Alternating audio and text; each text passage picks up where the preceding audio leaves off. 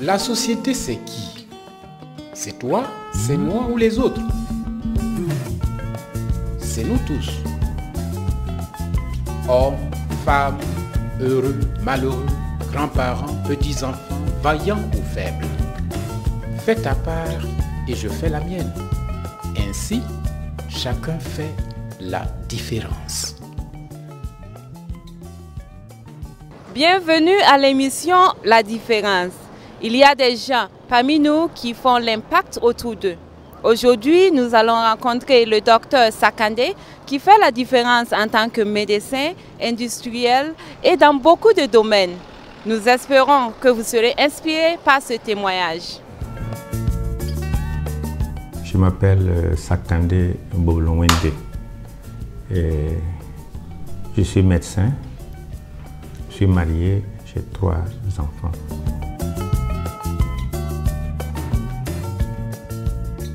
Quelle était votre motivation pour créer la clinique Philadelphie? Il faut dire que d'abord, j'ai embrassé la médecine par vocation. Je me rappelle, j'étais avec un aîné, un coopérant français qui travaillait à Moctedo, dont je suis originaire. Et j'étais dans sa voiture et j'étais en classe de CM2. Il m'a demandé « Qu'est-ce que tu veux faire dans la vie ?» On n'est pas habitué dans nos contextes-là à dire ce qu'on veut faire dans la vie. On va venir les choses. Je lui ai dit « Mais je ne sais pas pourquoi, mais ce jour, je dis « Je vais devenir médecin. » Il dit « Ah bon? Ah mais c'est bien, du courage. » Et c'est resté. Et Dieu faisant bien les choses, je suis devenu effectivement médecin. De commencer 77, en 84, j'étais là, au Burkina. J'ai exercé à Gawa d'abord, puis à Pau, puis à l'hôpital Yalgado. Et puis bon, Dieu faisant bien les choses, après la médecine générale, j'ai été en spécialisation. J'ai fait une spécialité. Le microscope, là, ce n'est pas pour décorer la maison, c'est mon instrument de travail. Je suis pathologiste. J'ai pu aller en spécialisation en 1990, en France, à Reims. Et à Reims, bon, j'ai fait, au bout de la 3e année, ils m'ont dit déjà de présenter, de soutenir mon DES, diplôme de spécialité. Donc j'ai soutenu mon diplôme de spécialité et en 1993 déjà, j'étais intégré dans la fonction publique française pour travailler à l'hôpital. Au bout de 6 mois, j'ai dit, je suis désolé, moi je vais partir. Et mon patron à l'époque m'a dit, mais docteur Sakandé, mon cher ami, Bob, non, je t'ai donné un poste et tu te pars comme ça. J'ai dit non. Ici, au niveau de Reims, la population est de 200 000 habitants. Et vous avez plus d'une trentaine de pathologistes. Au Burkina, il n'y a qu'un seul pathologiste. Et moi, je vais faire le deuxième pathologiste. Et là, je suis venu, j'ai embrassé la carrière d'abord d'enseignant, enseignant à l'université, de 1994 à 2000. Et donc, c'est à partir de 2000 que j'ai décidé de partir, de monter ma propre structure. Propre structure parce que je pensais que l'évolution de ma carrière ne se retrouvait pas au niveau de l'université, de l'enseignement, mais d'une autre voie dans le privé pour pouvoir satisfaire à ma volonté, à mon désir de contribuer davantage.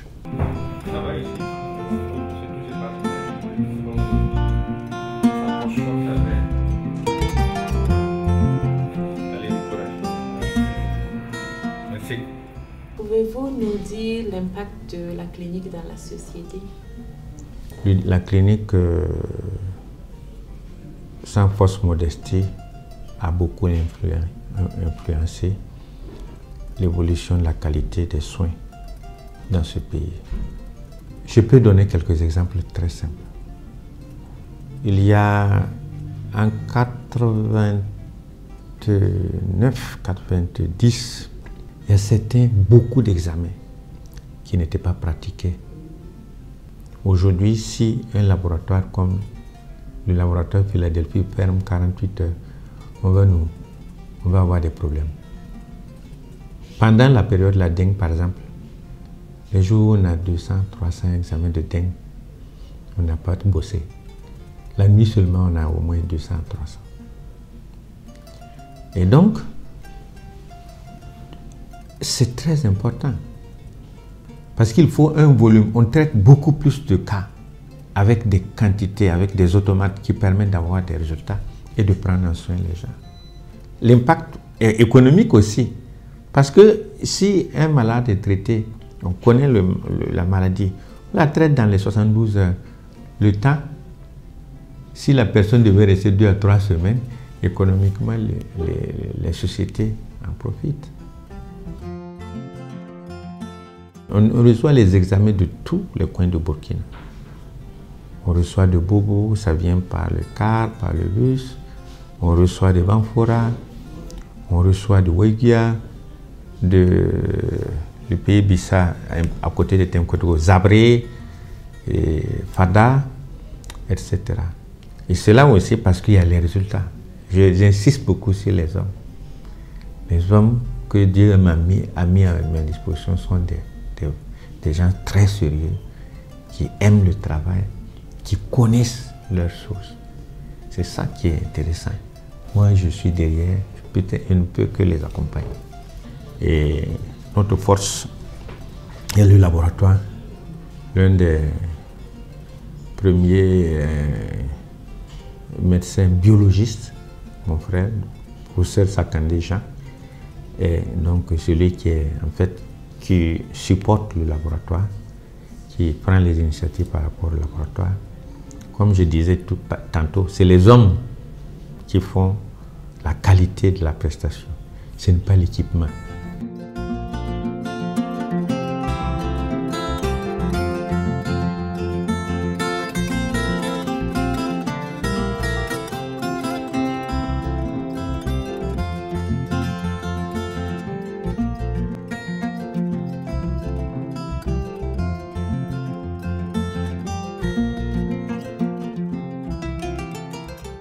Je peux dire que j'ai eu d'autres activités, peut-être que j'essaierai de les citer. Donc la clinique Philadelphie, je l'ai fondée en 2000. On est fonctionnel depuis le 1er juillet donc de l'an 2000. Après cela, le Seigneur m'a permis de créer aussi, de monter une usine, en fait au départ pour traiter les amendes de carité. Et puis petit à petit l'usine a trituré des amendes de carité, mais il y a eu des problèmes.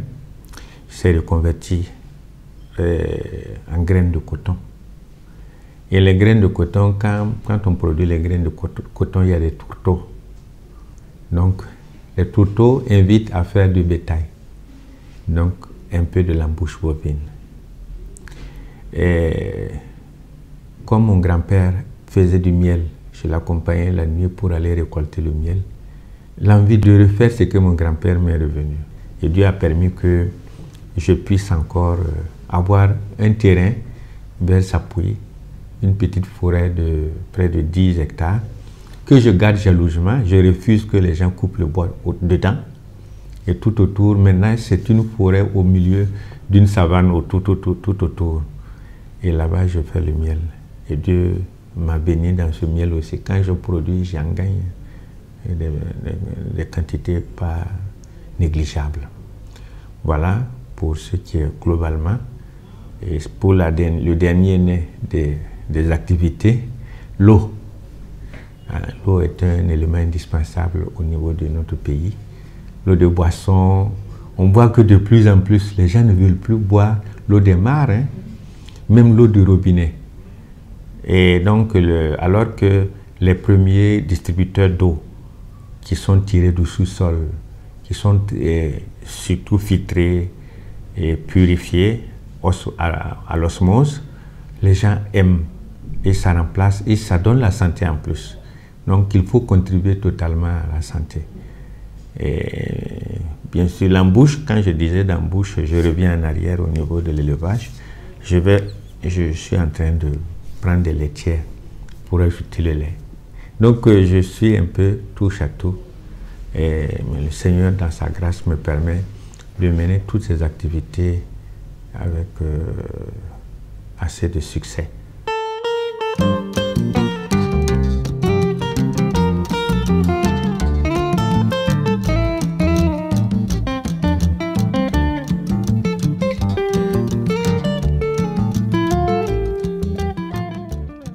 C'est quelqu'un qui ne recule jamais. Je sais qu'il y a des mots, il me dit, ah, Madame Zagré, je vais encore faire telle chose. Je dis, ah, docteur, on pourra s'en sortir. Non, non, mais quand il a décidé et il va toujours jusqu'au bout. Et ça m'impressionne avec lui. Il travaille. Et tu sens que tout ce qu'il essaie de faire, même des fois quand même je suis réticente au début, après je me rends compte qu'il avait raison parce que tout ce qu'il essaie de faire, tu vois que ça donne. La chose qui m'a touché le plus, entre-temps, c'est comme j'ai une grande surface de l'autre côté où je fais l'eau, les dames, mon père est paysan. Quand la première pluie tombe là comme ça, je réfléchis au champ. Je sais pas, l'odeur du sol là, il faut cultiver. Il n'est même pas question. Donc j'ai fait un champ de 10 hectares. Et c'est les femmes des non-lotis là qui viennent travailler. Elles viennent 10, 15 avec les enfants. Et parfois tu vois les enfants qui ont le kwashiorkor. Mais au bout de 2 ou 3 semaines, si tu vois les enfants, ils sont tout beaux comme ça, bien rayonnants, parce qu'ils trouvent quelque chose à manger. Donc concrètement, je m'investis dans ça. Je ne gagne rien dans l'agriculture de ce domaine. Hein. Je crois que je fais un travail, je les fais travailler, chacun se sent utile à ce qu'il fait. Ça, c'est ma contribution pour les femmes de la région. Elles sont là pendant 6 mois, c'est-à-dire depuis le labo jusqu'à la récolte, jusqu'à l'ensachage, mettre dans les sacs.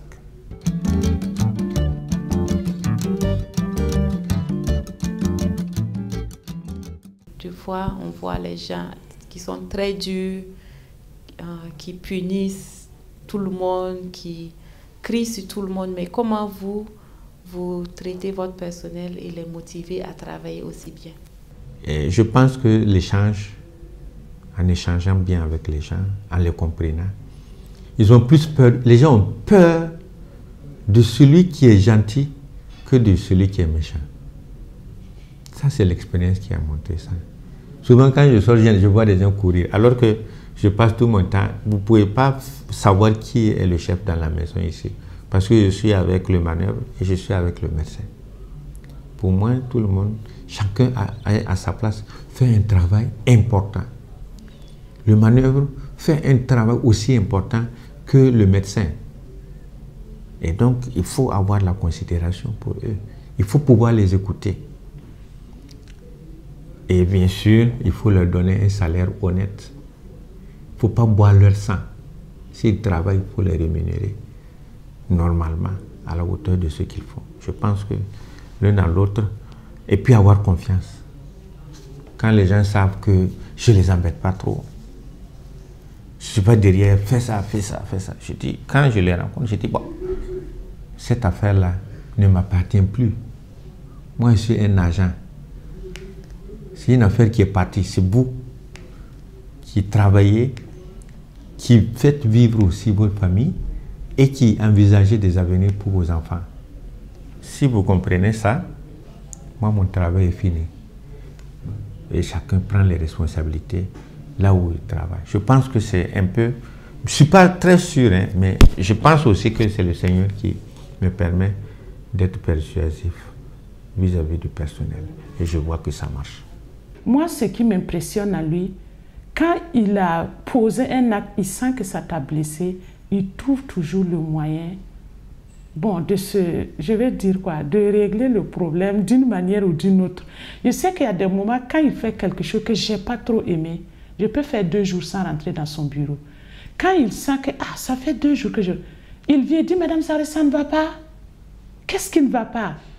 Alors qu'il sait qu'il a sûrement fait quelque chose. Donc, quand il fait ça, l'atmosphère est relaxée entre nous et puis la vie continue. Bon, en tout cas, depuis 18 ans, c'est comme ça. Et avec lui, j'ai appris à dire aussi ce que je pense. Je peux des fois lui dire, il peut ne pas bien accueillir, mais après, quand il revient, je sens qu'il est allé méditer sur ce que j'ai dit. Et je sens que dans les actes, il essaie quand même, quand ce que j'ai dit est vrai, de l'accepter. Et ça aussi, j'aime bien chez lui. Philadelphie, ce n'est pas parce que ça sonne américain, mais c'est le sens de Philadelphie. Philéo qui veut dire amour et Delphes, frère, amour fraternel. Donc la philosophie qui sous-tend donc la clinique, c'est l'amour de l'autre. C'est le bon samaritain. C'est celui qui s'arrête, qui amène le patient à l'auberge et qui demande qu'on lui fasse les soins et qui paye en partant. L'amour fraternel, c'est ça, la philosophie. Et quand je rencontre mon personnel pour échanger, c'est surtout cet aspect que je vois. Je veux que ça transparaisse d'abord. Le matériel après. Parce que personne ne peut emporter ce qu'il a eu sur la terre.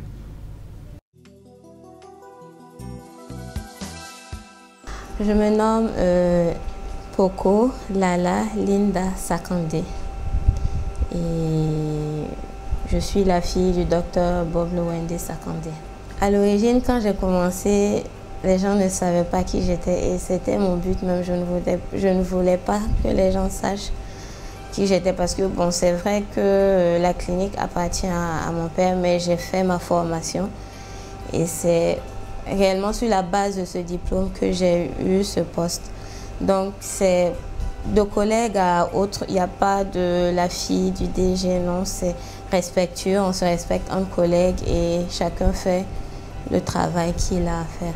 Il n'y a pas de relation particulière, c'est juste donc entre collègues.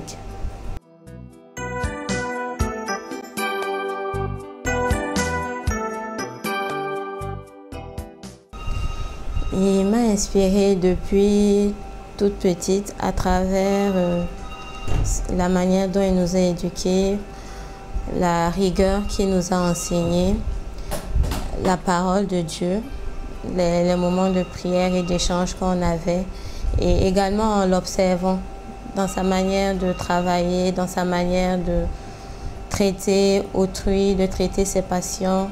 Ça a été une grande source d'inspiration pour que je choisisse de faire ce métier. Il traite tout le monde de la même manière, qu'importe le diplôme ou le statut social. Il est vraiment ouvert à tout le monde et il est très rigoureux concernant le travail. C'est vraiment quelque chose que j'aime. Je continue à apprendre de lui et j'espère pouvoir arriver à son statut un jour. Et également,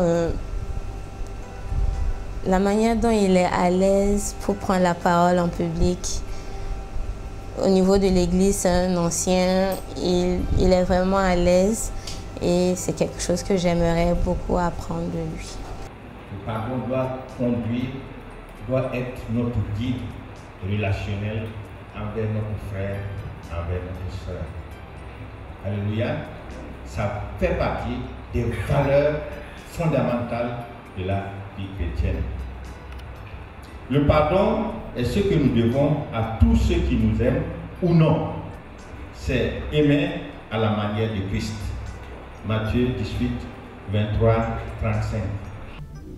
Depuis 1990, le Seigneur m'a appelé de venir aider les pasteurs au Temple Emmanuel. Et ça, c'est quelque chose qui était audible. Et depuis lors, effectivement, j'y suis. D'abord, bon, on dit que tu es diacre, mais avant ça, on faisait déjà le travail. Et ensuite, bon, je pense que maintenant tu es un ancien et l'ancien est là pour conseiller le pasteur, pour l'aider, etc. Je pense que le Seigneur a toujours été avec moi, m'a toujours éclairé. Parce que quand on dit de donner un conseil, il faut déjà que tu aies quelque chose pour conseiller. Et pour avoir quelque chose, c'est Dieu qui donne ça. Conseiller, aider, montrer son affection, conduire l'église, dire ici, là, il y a un problème, ne faisons pas ça, allons dans cette direction. Je crois que tout ce discernement-là, c'est ma foi. Et la nourriture de la foi, c'est la lecture de la parole de Dieu, la méditation de la parole de Dieu. Je m'occupe d'un volet pas mal d'importance dans l'église, l'enseignement de dimanche matin, la leçon de dimanche. Et c'est la leçon numéro 11. Nous sommes toujours dans le thème « Le chrétien dans la société ». Et notre verset à retenir, c'est 1 Jean 3, 18, qui dit « Petits enfants, n'aimons pas en parole et avec la langue, mais en action et avec vérité. »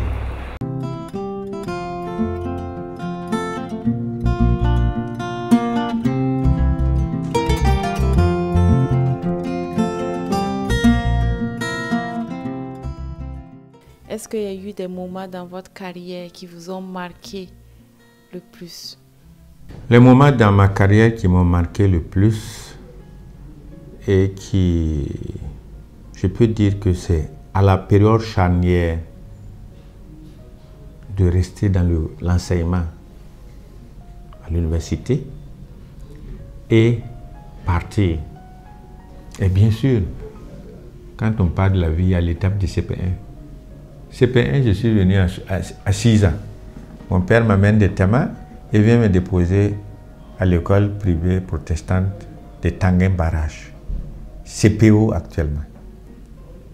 Et puis il s'en va. Je tombe des cieux. De nuit plutôt. Ça m'a marqué. Ça m'a marqué. Et quand on va en brousse pour bosser, je vous assure que la première fois qu'on m'a affecté à Pau, je débarque à Pau la nuit. On avait réservé une maison en banco. Le sol là, tu mets le pied, c'est profond, 50 cm. J'ai mis le pied, j'ai failli luxer. Et la nuit, sur le lit, il n'y avait pas de moustiquaire. Et c'était pas loin d'un bas-fond. Et c'était au mois de septembre. Ah, les moustiques. Je me suis assis comme ça, j'ai dit, qu'est-ce que je viens faire? Tu vas pas bosser, travailler, veiller, lutter pendant 8 ans, loin des parents, pour encore revenir tomber dans des situations comme ça. Tu aurais dû faire autre chose. Voilà un peu des périodes dans la vie qui m'ont beaucoup marqué.